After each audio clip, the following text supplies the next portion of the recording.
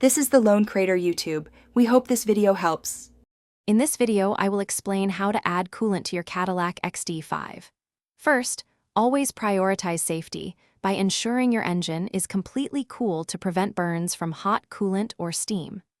Locate the coolant reservoir, which is usually a translucent plastic tank under the hood. Before adding anything, check your owner's manual to confirm the specific type of coolant recommended for your vehicle, as using the wrong type can cause damage. Once you've confirmed the engine is cool, visually inspect the coolant reservoir. You'll notice min and max lines on the side of the tank. The coolant level should ideally fall between these two indicators.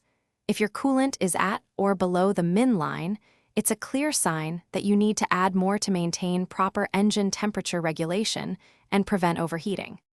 Now, with the correct coolant ready, carefully twist and remove the reservoir cap. Begin pouring the coolant slowly into the reservoir, taking care not to spill. It's crucial to fill the reservoir only up to the max line. Overfilling can lead to pressure issues or spillage as the coolant expands when hot, so always aim for the maximum fill line. After adding the coolant, securely replace the reservoir cap, ensuring it's tightened properly. It's a good practice to monitor your coolant level regularly, perhaps once a month, to catch any future drops. If you find yourself frequently adding coolant, it could signal a leak in the system, which should be inspected by a professional to prevent potential engine damage. Thanks for watching. Consider subscribing if we helped you.